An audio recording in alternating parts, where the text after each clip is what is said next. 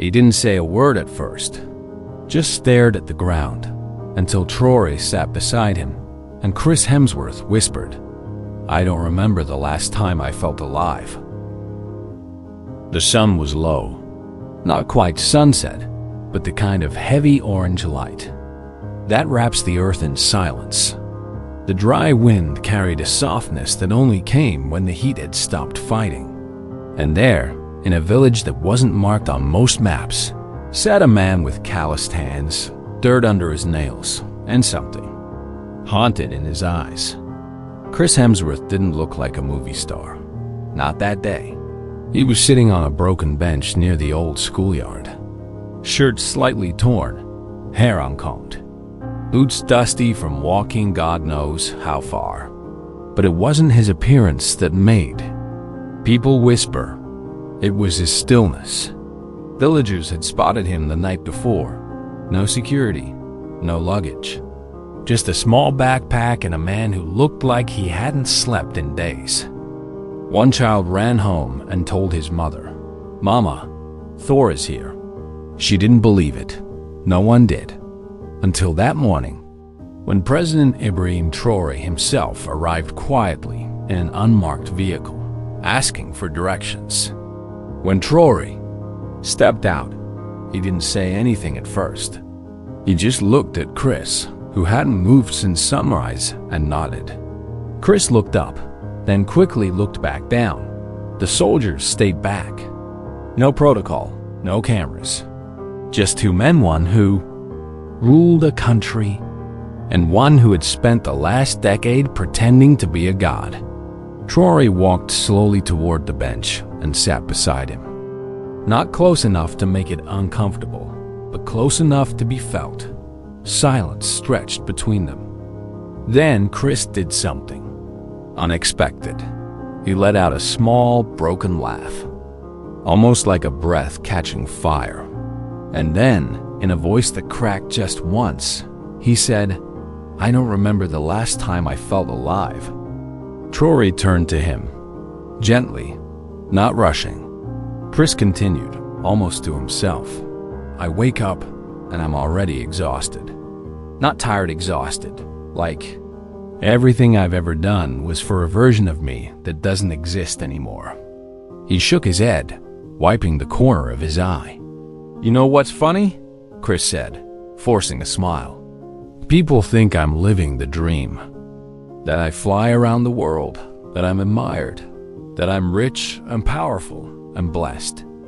But when I'm alone, when the applause is gone, I feel like I'm standing at the edge of something I can't name." Traore didn't speak. He just listened.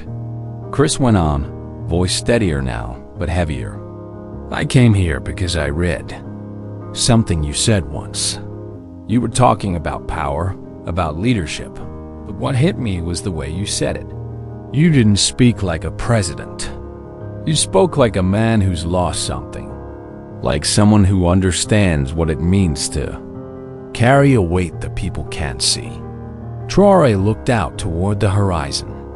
The children in the distance were laughing, kicking a homemade ball made of rolled cloth. Life continued around them, untouched. Chris kept speaking, now fully opening the door to his truth. They don't tell you when you become famous that you start losing yourself. Not in a dramatic way. Slowly, quietly. You give up your privacy, your time, your real thoughts. You start talking in interviews like you're reading a script of your own life. He paused.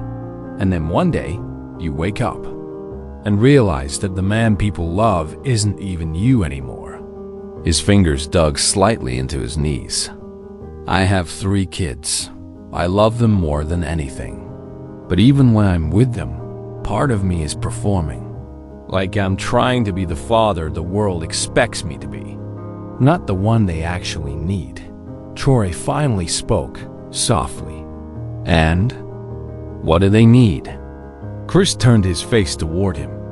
A father who knows who he is. The wind blew a little harder now. A plastic bag rolled by and disappeared under the old wooden fence nearby. The bench creaked beneath their silence. Chris sighed. I thought coming here would fix something. Maybe ground me. Maybe remind me that there's a world outside the premieres, the cameras, the contracts. But the truth is, he paused. I came here because I was scared of what I might become if I didn't. Traore nodded, slowly, his voice calm. And now that you're here, what do you feel? Chris's reply was immediate. Small, human, and for the first time in years, real. They sat there a little longer. Two men with different lives, but maybe the same weight. One carried it in silence. The other hid it in costumes, fame, and applause. A little girl walked up, no older than 5, and held out a small piece of flatbread. Chris looked at her, surprised. She smiled shyly and said, "You look hungry." Chris took the bread with both hands, eyes wet again, but this time, not from pain, from grace. Traore leaned back, watching him. Sometimes healing doesn't come from medicine. Sometimes it comes from being seen without being judged. Chris took a small bite, looked at the little girl and whispered, "Thank you." She ran off, laughing. Traore stood, dusted off his pants, and looked down at him. "Walk with me," he said. Chris hesitated, but stood up. And with that, the man the world once called Door took his first quiet steps toward remembering who he really was. The gravel crunched beneath their boots. Chris walked beside Traore with his hands tucked loosely into his pockets, like a boy unsure whether he belonged in the place he'd wandered into. There were no cameras here, no scripts, just the warm breeze, the hum of village life, and the heavy ache of a man trying to step out of his own shadow. They'd passed a well where women were drawing water, humming songs passed down for generations. Some of them looked up briefly, then back down again. No one ran up to Chris for a photo. No one asked him about Hollywood. They simply let him be. And that more than anything seemed to undo him. "I've traveled to hundreds of places," Chris said quietly, still walking. "But I've never felt invisible in the way I needed to." Traore glanced sideways. "And today?" Chris nodded, swallowing hard. "I feel like I can finally breathe." They reached a shaded tree near a collapsed structure that used to be part of the village's old schoolhouse. Traore motioned for him to sit. As they did, a faint laughter echoed nearby, children playing hide and seek behind worn-out cement walls. One of the boys had drawn a superhero on the dusty ground with a stick. Chris looked at it for a long time. "You know," he murmured, "I used to think playing a superhero would make me one. That somehow, if enough people believed I was strong, maybe I'd start believing it too." He looked up at Traore. "But it doesn't work like that, does it?" Traore didn't answer. He just listened. The way people do when they know a man is trying to find his way through his own words. Chris rubbed his hands together, then stared at the calluses on his fingers, not from battle scenes or training for roles, but from the last few days he'd spent hauling wood, helping rebuild a crumbled wall in the village school. "These hands," he said softly. "They've held awards, microphones, champagne glasses, but they've never built anything real. Not until this week." He paused. "And somehow lifting bricks with these kids made me feel more useful than any movie ever did." A moment passed. Then Chris leaned back, looked up at the canopy of the tree, and whispered, "Do you think we're allowed to change?" Traore tilted his head, thoughtful. "Only if we're brave enough to lose who we were." Chris let the words settle inside him.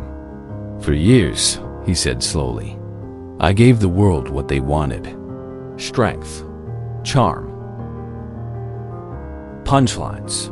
But I didn't realize that somewhere along the way, I stopped giving my family what they needed. He turned to face Traore directly now. My daughter once told me, "Dad, you're always busy being Thor for the world, but we never get to see just you." The way his voice cracked on the word "you" said more than the sentence itself. I laughed when she said it, brushed it off, told her she didn't understand. He swallowed. But she did. She saw it before I did. Traore looked him in the eye. "And now you do." Chris nodded. "But what do I do with that now?" he asked, raw. "I can't undo the years I missed. The birthday parties I left early. The school plays I watched on FaceTime. The moments when I should have been a father, not a figure." There was no anger in his voice, only guilt. The kind that eats from the inside.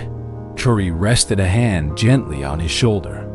"Regret is heavy," he said, "but it means your heart is still working." Chris looked down, jaw clenched, eyes glassy. I feel like I've been shouting into crowds for years, but no one ever heard me whisper. Traore responded gently. "Maybe that's because you weren't whispering to the right people." At that, Chris looked away toward the children again. One of them waved. Chris smiled faintly and waved back. They sat in silence again, but this time it wasn't heavy. It was sacred. A silence shared by two men who knew what it meant to carry burdens without names. Then Traore said something Chris hadn't expected. "You know, my father was never around. He wasn't famous, just broken. By the time I was old enough to ask why he left, he was already buried." Chris turned, surprised by the vulnerability. Traore continued, voice steady. "I spent years trying to be everything he wasn't, but I forgot that healing doesn't come from being the opposite of pain. It comes from being honest with it." Chris absorbed the words slowly, like medicine you're not sure you deserve. For the first time, he didn't feel alone in the mess. He didn't feel like a fallen hero or a man who ran away. He felt like a man finally standing still and being seen. They stood again after a while. The sky was beginning to shift, shadows growing longer, the wind cooling with evening's arrival. As they began walking back through the village, a boy ran up beside Chris, barefoot, grinning. "Hey," the boy said, "you're strong. Can you carry this?" He handed him a large sack of grain. Chris chuckled. "Sure." He hoisted it over his shoulder with ease. But it wasn't the weight of the sack that mattered.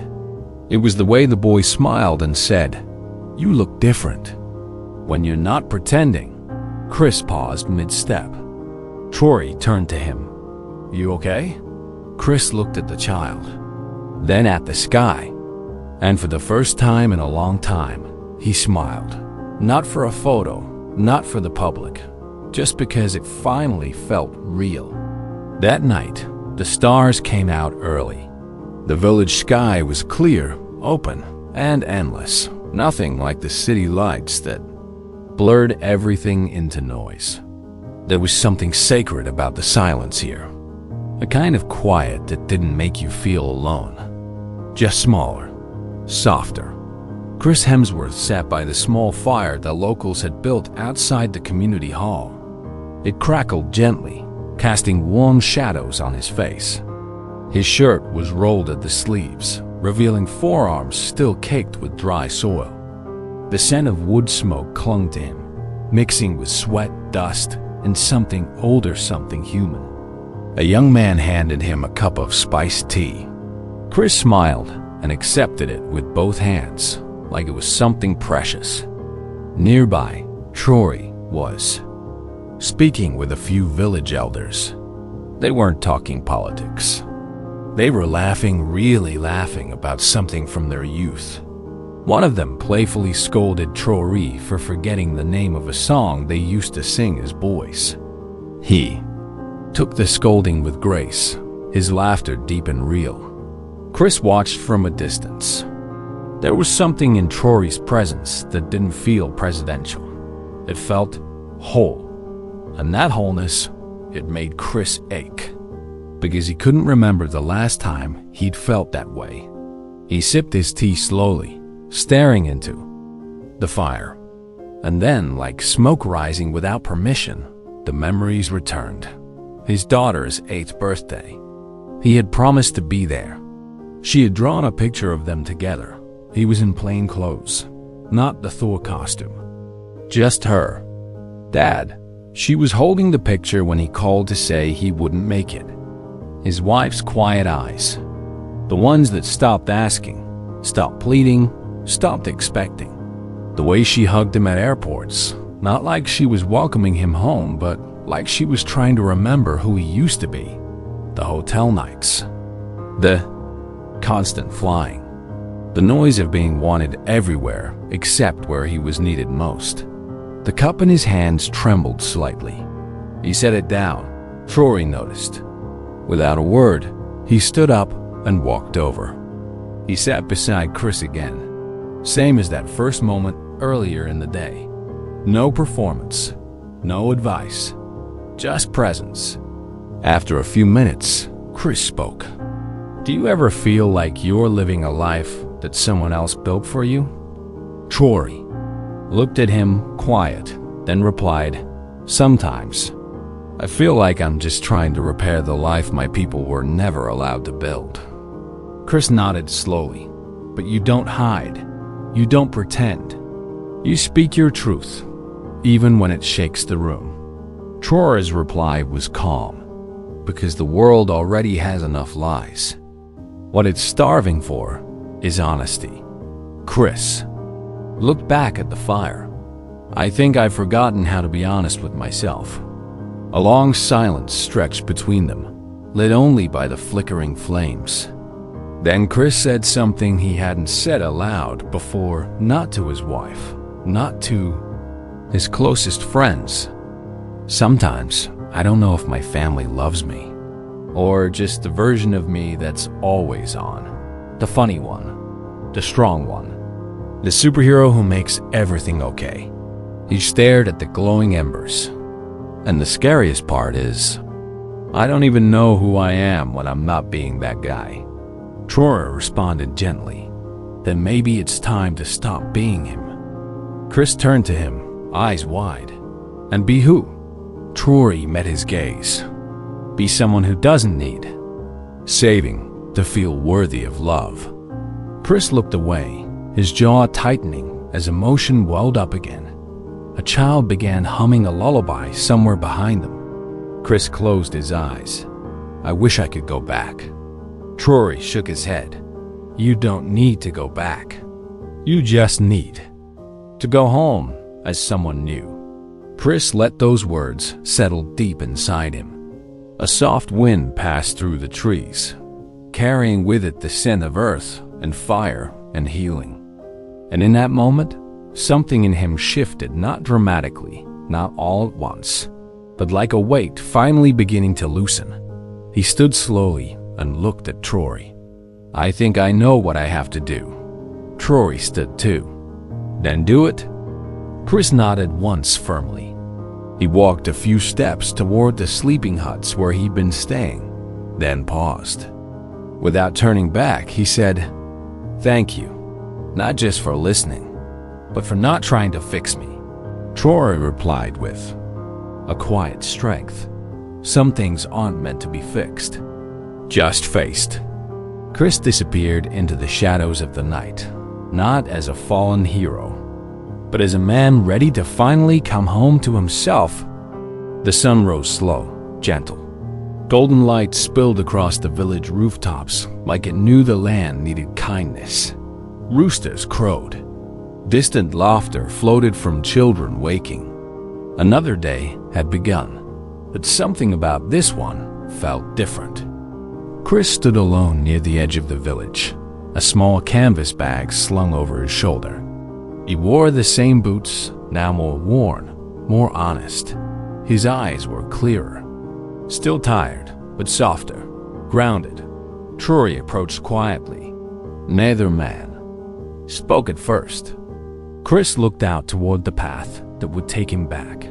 Back to the airports, the contracts, the headlines, but not back to who he used to be. "I don't want to forget this place," Chris said, voice low. "I don't want to forget who I was here." Traore smiled gently. "Then don't." Chris turned to him.